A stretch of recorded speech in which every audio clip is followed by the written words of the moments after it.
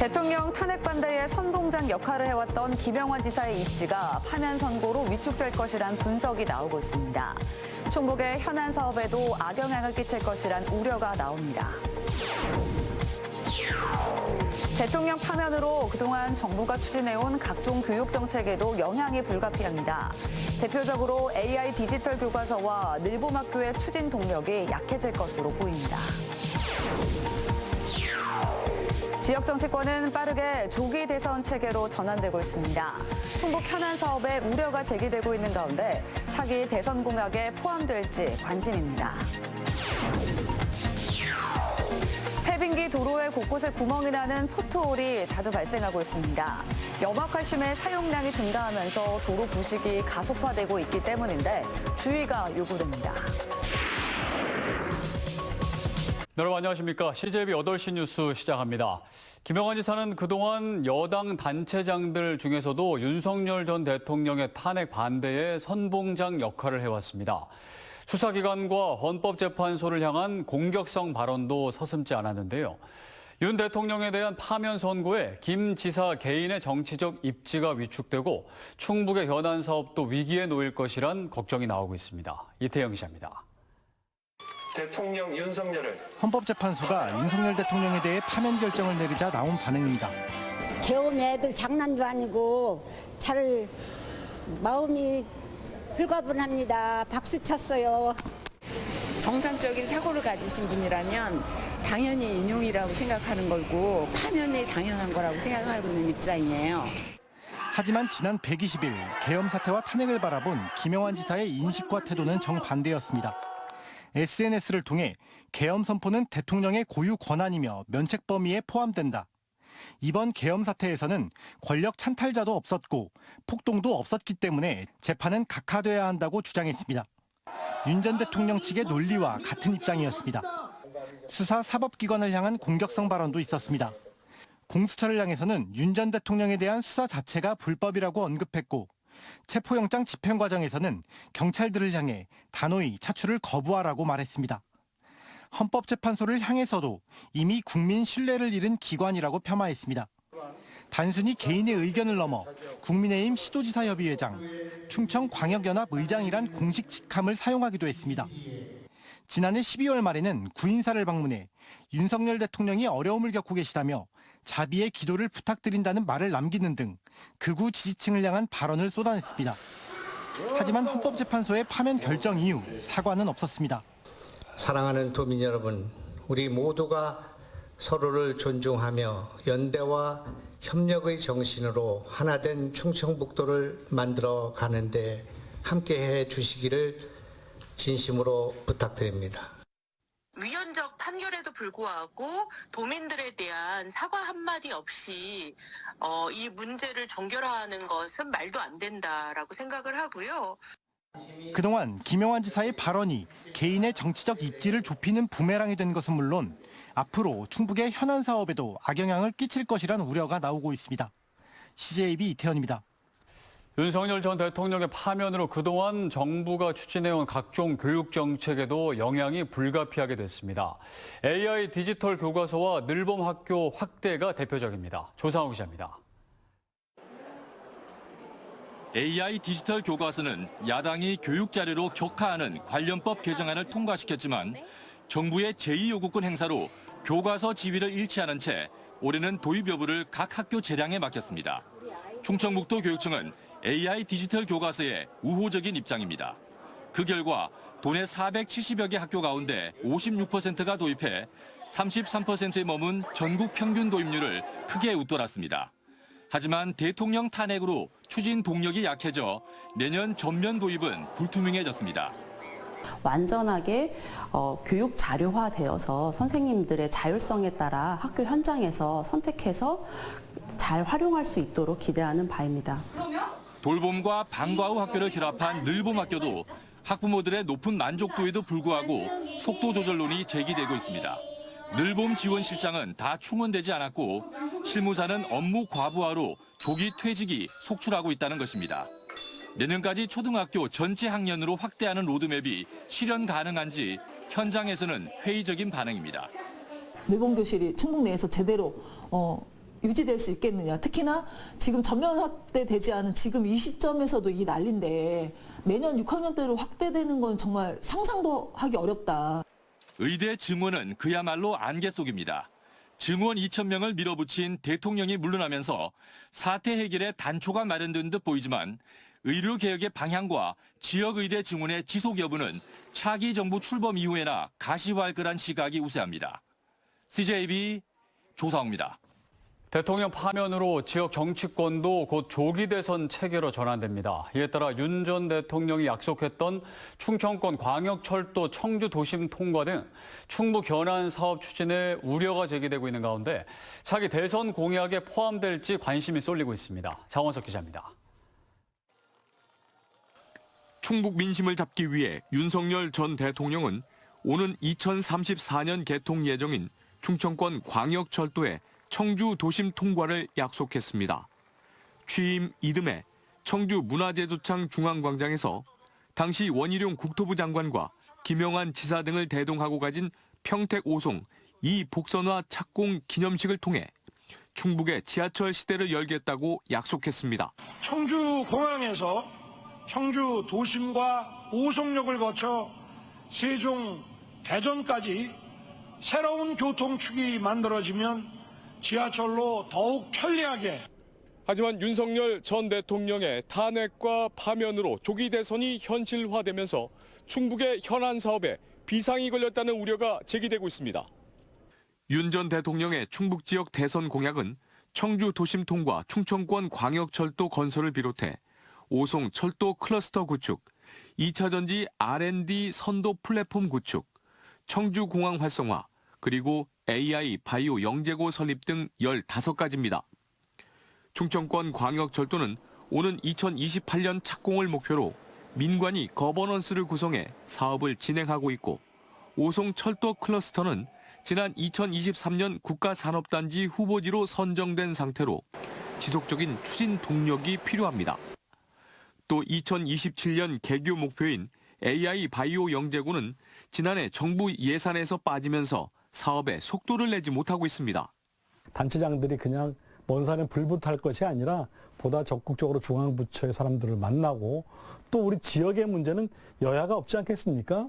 여야가 없는 이런 지역의 현안들은 우리 지역의 국회의원들과 그 단체장들이 힘을 모아서 역대 선거 때마다 캐스팅 보트를 쥐고 있는 충북.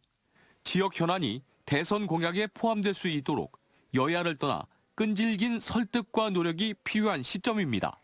CJB 장원석입니다. 요즘 날씨가 풀리면서 도로에 곳곳에 구멍이 나는 이른바 포트홀이 자주 발생하고 있습니다. 장마철뿐만 아니라 요즘 같은 해빙기에도 운전자의 안전을 위협하고 있습니다. 박원 기자입니다. 도로를 달리던 차량이 갑자기 덜컹거립니다. 도로 표면 아스콘이 쓸려져 나가 생긴 포트홀을 지나가면서 벌어진 일입니다. 청주 서원구청 도로 보수원들이 포트홀을 긴급 보수합니다. 뻥 뚫린 공간에 아스콘을 붓고 기계로 꾹꾹 누릅니다. 포트홀은 차량 통행으로 바닥에 반복적인 압력이 가해지고 미세한 균열이 생기면서 조금씩 파이다 발생하는 겁니다. 주로 비가 많이 내리고 습한 장마철에 빈번히 보였지만 최근에는 해빙기에 많이 생겨나고 있습니다. 겨울철 제설 작업을 위해 뿌리는 염화칼슘의 사용량이 갈수록 증가하면서 도로 부식이 가속화되고 있기 때문입니다. 실제로 지난해 청주에서 발생한 포트홀 3천여 건 가운데 1월부터 4월까지가 1,900여 건으로 65% 가까이 집중됐습니다. 청주시 4개 구청은 요즘 하루 평균 8건에서 10건씩 보수에 나서고 있습니다. 겨울철 지나고 제설 작업 끝나고 난 후라서 좀 대체적으로 많은 편입니다, 지금. 전문가들은 포트홀을 빠른 속도로 지나치면 타이어가 찢어지는 등의 손상을 입을 수 있는 만큼 천천히 속도를 줄여 충격을 완화하는 게 가장 좋은 대처 방법이라고 조언합니다. CJB 박원입니다. 지난해 CJB는 사유지에 생긴 마을길을 두고 생긴 토지주와 주민 간의 갈등을 전해드렸는데요. 이후 음성군의 중재로 마을길을 다시 통행할 수 있는 방안을 찾아 눈길을 끌고 있습니다. 안정은 기자가 취재했습니다. 지난해 7월 음성군 감곡면의 한 마을길에 커다란 바위덩이가 놓였습니다. 통행을 가로막은 건 다름 아닌 해당 부지를 소유한 토지주. 토지주 허락 없이 주민들이 사유 재산에 아스콘 포장기를 냈다는 게 이유였습니다. 오랜 마을길에 포장만 새로 한 거라는 주민들은 그렇게 불편한 동거를 시작했습니다. 그로부터 약 9개월 후 길을 막았던 커다란 바위와 현수막은 사라지고 토지주와 마을 주민들이 한자리에 모였습니다. 마을 주민들의 고충이 날로 커지자 음성군이 중재안을 마련한 겁니다. 해법은 갈등이 됐던 마을길의 일부를 국유지인 옛 농로와 연결하는 것. 이렇게 되면 사유지가 아스콘 포장길로 나뉘었던 토지주는 하나의 땅으로 활용할 수 있게 되고 마을 주민들도 자유롭게 통행할 수 있게 됩니다. 하지만 옛길의 폭이 1m에 불과해 확장해야만 통행이 가능한 상황.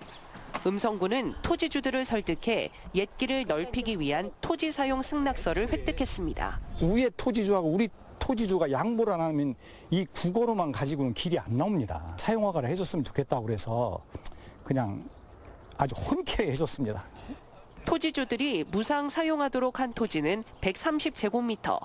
공사에 필요한 예산은 군이 지원하기로 했습니다. 공사비는 총 이제 폭 3.5m의 연장 70m 해서 농로 포장인데 저희가 이제 어떤 1,800만 원 정도 예산이 소요될 것 같습니다. 저희 마을 분들이 그동안 조금 불편했었는데 이쪽으로 이제 생기게 돼서 마을 분들도 이제 편하게 다닐 수 있게 돼가지고 너무 기쁘게 생각합니다. 소유권과 통행권을 두고 전국적으로 산재되어 있는 비법정 도로 문제. 지자체의 노력과 함께 비법정 도로 양성화를 위한 국가적 차원의 중장기 계획도 수립돼야 할 것으로 보입니다. CJB 안정은입니다. 부동산 정보업체인 부동산 R114에 따르면 4월 첫째 주 충북 아파트 가격은 전주 대비 0.09% 오른 것으로 나타났습니다. 전세 가격도 충북은 0.12% 상승했습니다. 지난달 월간 기준 충북을 비롯한 충청권 아파트 매매 가격은 내림세를 보인 가운데 당분간 조기 대선을 앞두고 숨고르기 장세가 이어질 것으로 보입니다. 충북의 전력 자립률을 향상시키기 위한 전략보고회가 충북연구원에서 개최됐습니다. 충북의 전력 자립률은 지난 2023년 기준 10.8%로 전국 광역자치단체 중 14번째를 기록하고 있는 가운데 도는 내년까지 전력 자립률 목표치를 40%대로 설정했습니다. 한편 도는 2050년까지 100%의 전력 자립률을 달성하고 충북의 분산에너지 특화지역 지정도 추진하겠다고 밝혔습니다. 충청북도가 인구정책 기본계획을 위한 연구 용역에 착수했습니다. 충청북도는 이번 연구를 통해 2026년부터 2030년까지의 충북 인구정책 기본계획을 수립하게 됩니다. 한편 이번 연구는 충북연구원에서 수행할 예정으로 저출생과 고령화에 대한 대응 전략을 수립하는 한편 청년 인구 유출 방안 개선이 중점적으로 다뤄질 계획입니다. 금성개발 주식회사 성명용 부회장은 오늘 CJB를 방문해 울산과 경북, 경남 등 영남 지역 산불 피해 복구에 써달라며 3천만 원을 기탁했습니다. 기탁된 성금은 대한적십자사에 전달돼 산불 피해 복구를 위해 사용됩니다. 진천군 향토기업인 금성개발은 해마다 취약계층을 위한 이웃돕기 성금을 쾌척하는 등 지역사회 환원 사업을 지속적으로 펼치고 있습니다. 충북농협 임직원이 충북도에 고향사랑 기부금 1,700만 원을 기탁했습니다. 임세빈 농협은행 충북본부장을 비롯해 충북 출신의 농협 임직원들이 이번 성금 모금에 동참했으며 재경 충북농협은 기부 참여를 3년째 이어가고 있습니다. 한편 충북농협은 지난해 충북도와 고향사랑 기부제 상호 협력을 위한 업무 협약을 체결해 기부 문화 조성과 고향사랑 기부제 홍보 등에 협력하고 있습니다. 전국 유통 물량의 30%를 차지하는 청원생명 애호박이 올해 첫 대규모 집중 출하를 시작했습니다. 이범석 청주시장은 오늘 옥산면 공동선별장을 방문해 예상 작황과 매출액 등을 살피고 농민들과 지원 대책을 논의했습니다. 창원생명 애호박은 옥산면과 오송읍 일대 70여 농가 89헥타르에서 연간 10,000톤 이상을 생산하고 있으며 올해 매출 규모는 200억 원을 넘을 것으로 추산됩니다. 충주시가 1조 5천억 원 규모의 1차 추가 경정 예산안을 시의회에 제출했습니다. 이는 당초 예산보다 14.2%, 1,975억 원 늘어난 것으로 연수터널 연결도로 개설 200억 원, 충주 복합체육센터 건립 20억 원 등이 포함됐습니다. 제천시도 당초 예산 대비 11.2% 늘어난 1조 2,382억 원 규모의 1차 추경안을 시의회에 제출했습니다.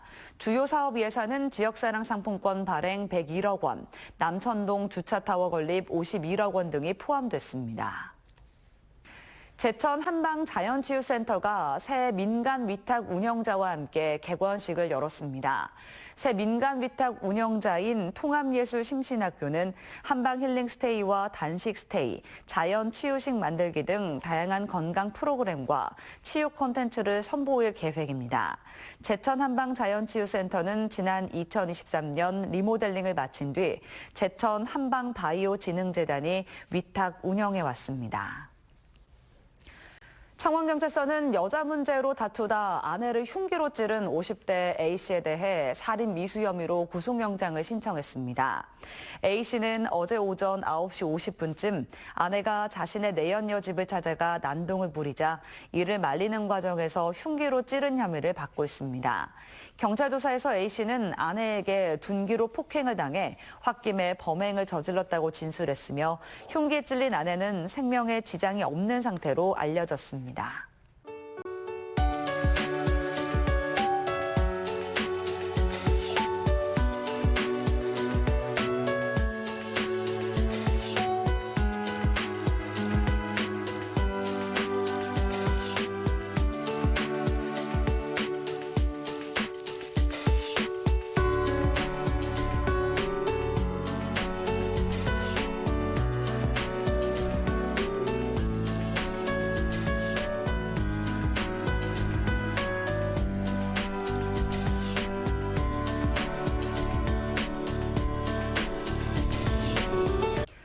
국정 공백 상태가 지속되면서 그동안 충북의 주요 현안들은 거의 멈춰 있다시피 했습니다. 충북 경제도 심각합니다. 위기를 기회로 만들어야 합니다.